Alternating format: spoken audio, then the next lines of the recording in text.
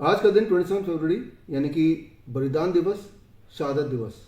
आज से करीब 94 ईयर्स पहले 27 फरवरी 1931 को चंद्रशेखर आज़ाद एक जंग लड़ रहे थे।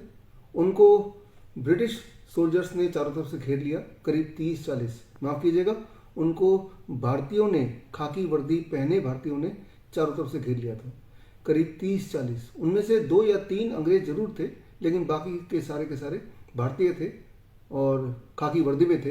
उनके हाथ में बंदूकें थी और बंदूकों की जो नली थी वो चंद्रशेखर आज़ाद की तरफ था। तो उन्होंने बलिदान दिया देश की आज़ादी के लिए। उस वक्त उनकी उम्र महज 24 साल की थी। उनके याद में हर साल शहादत दिवस मनाया जाता है, यानी कि आज का दिन। अब हम आज की बात कर लेते हैं। इस साल यानी कि 2025, टू बी वेरी प्रिसाइज, 6 जनवरी को जब अपने टीवी खोला, अखबार पढ़ा, तो आपको एक चौंकाने वाला, भयभीत करने वाला न्यूज़ आइटम मिला। वो है कि HMPV आ गया, एक नया भूत आ गया, एक नया कोई दानव आ गया।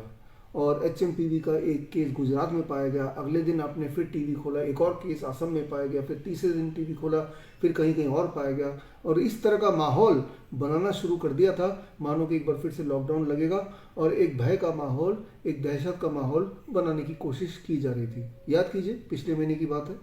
और तब 23 जनवरी 2025 यानी कि इसी साल, सुभाष चंद्र बोस जयंती के दिन हमने ये किताब लॉन्च किया, HMPV plandemic launch. Pandemic launch नहीं, प्लैंडेमिक। ये प्लान के तहत HMPV का खेल खेला जा रहा है और सारे सबूत इसके अंदर डाल दिए। ये समझना होगा आपको कि हम में से सब लोग, पूरे दुनिया में 100% ऑफ अस, सबके बॉडी में HMPV का या तो वायरस होता है, एंटीजन, या फिर एंटीबॉडी होता है। सभी के बॉडी में 10% के बॉडी में एंटीजन होगा, बाकी 90% के बॉडी में एंटीबॉडी होगा। दोनों चीज़ एक साथ भी हो सकते हैं।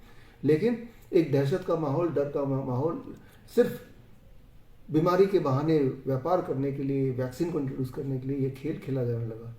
23 जनवरी को जब सारे सबूतों के साथ ये किताब लॉन्च किया, कौन कर रहा है, क्यों कर रहा है, सच्चाई क्या है, सारा कुछ इस किताब में है। स्क्रीन पे दिए हुए लिंक पे जाकर पढ़ सकते हैं। तो उसके बाद मैजिकली आपने गौर किया होगा, 24 जनवरी 2025 से ये HMPV का भूत सारे टीवी चैनल से अचानक न जाने कैसे गायब हो गया। अब आते हैं उस वक्त के वो खाकी वर्दी पहने हुए भारतीय थे, आज के ये सफ़ेद कोट वाले डॉक्टर्स हैं। जो बात मैं आपको बता रहा हूँ कि HMPV सबके बॉडी में होता है और किसी भी टेस्ट के माध्यम से, RT-PCR टेस्ट के माध्यम से HMPV बॉडी में पाया जाना कोई अनोखी बात नहीं है, कोई बीमारी के लक्षण नहीं है। लेकिन ये बात जो मैं आपको बता रहा हूँ, ये बात भारत के सभी सफ़ेद कोटधारी डॉक्टर्स को पता है। क्या देश में फैलाने वाले इस दहशत से बचाने के लिए किसी भी डॉक्टर ने इस राज को खोला या इस राज को अब खोल सकते हैं? जो बात मैं आपको बता रहा हूँ, जो इस किताब में लिखी है। इमेजिन करके देखिए, एक सवाल मैं आपसे पूछना चाहता हूँ। जब चंद्रशेखर आज़ाद को 30-40 भारतीयों ने घिरा हुआ था, मान लीजिए उसमें से एक आप भी होते, तो आपके बंदूक के निशाने पे चंद्रशेखर आज़ाद होते या आपके बंदूक के निशानों पे वो ब्रिटिश 3-4 सोल्जर जिनके आह्वान पे बाकी भारतीयों ने चंद्रशेखर आज़ाद को घेरा हुआ था, उन पे होता? जाहिर सी बात है, आपका पहला रिस्पॉन्स होगा कि आपकी बंदूक की नली उन अंग्रेजों पे होती, फिर चाहे आपकी जान भी क्यों ना चली जाती। तो जो बात आपके दिल में है, जो आपके दिल में जुनून है, क्या ये बात, ये जुनून आज के सफ़ेद कोटधारी डॉक्टर्स के दिमाग में है क्या?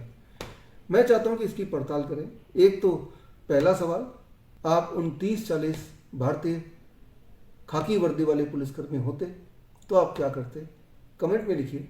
और दूसरा सवाल कि आज के जो सफ़ेद कोट वाले हैं, क्या लगता है आपको, ये जो खेल चल रहा था, ये खेल को वहीं रोकने के लिए, सच्चाई बताने के लिए इनमें से एक भी सफ़ेद कोट पहने हुए डॉक्टर आज तक सामने क्यों नहीं आए?